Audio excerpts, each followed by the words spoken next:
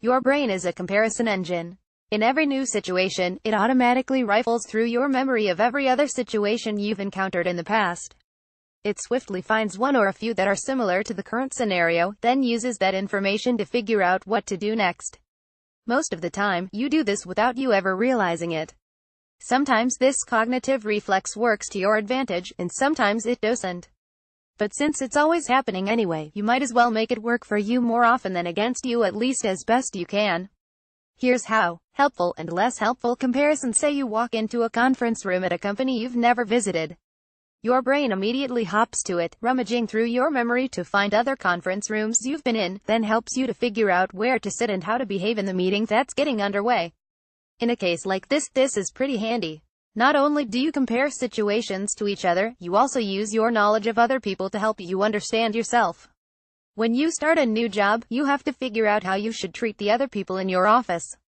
Is this a workplace where the supervisors are just another part of the team, or do the people above you in the hierarchy require a little more deference than you're used to? You figure that out by identifying coworkers whose jobs are similar to yours and observing their interactions. Are they joking around with their bosses, or do they clam up and get pretty formal once their managers show up? But this process, which psychologists call social comparison, isn't helpful to you across the board. Think about the variety of people you know. For every given dimension of yourself that you can think of, there are some people who seem better off than you and others who are worse off. Chances are you know people who make more money than you as well as people who make less money. Same goes for how witty, athletic, or competent other people are, relative to you yourself.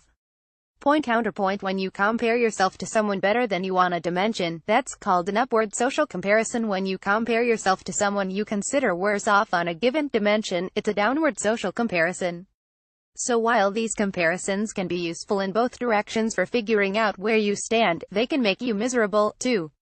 If you're always making upward social comparisons and find yourself lacking something, you may start feeling bad about how you measure up.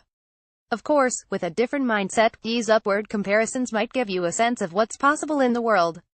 You might think you're quite well off, only to look around and find people with even more financial resources, and feel encouraged to know that you can still enrich yourself further, and it's possible, too, that making downward social comparisons can make you feel good about being better off than others. But neither of these outcomes are especially motivating, and the latter doesn't exactly reflect good ethics. The simple way to make more productive comparisons, after all, feeling miserable just because other people are smarter, richer, or better looking than you doesn't really drive you to do anything. And morals aside, consoling yourself with the fact that other people are worse off doesn't spur you toward much productive action, either. Instead, use your social comparisons in an aspirational way. Find people who are better than you along some dimension, and aspire to be like them. That is, don't just contrast yourself with them and feel hopeful about getting to their level. This type of optimism is fine, but it's inert. What you really need to do is figure out how you're similar to them already. What skills, characteristics, resources, and even shortcomings do you have in common? Then how can you leverage those strengths and account for those weaknesses or obstacles in a way that lets you succeed as much as they have? Model your approach on their experience, adapting as needed depending on what you don't have in common. Finally, when you encounter people who are worse than you along some dimension, don't use that as a chance to gloat. Instead, ask yourself what you can do to help them improve. Finding opportunities to mentor others benefits you in two ways. First, you often feel better just by knowing you've helped someone else. There's a genuine psychological upside to altruism. Second, you often learn a little something when you try to teach somebody else. It helps you to solidify your own skills. In general, these make for much more practical advantages than other forms of social comparison can usually deliver. Actually getting better beats just feeling better any day of the week.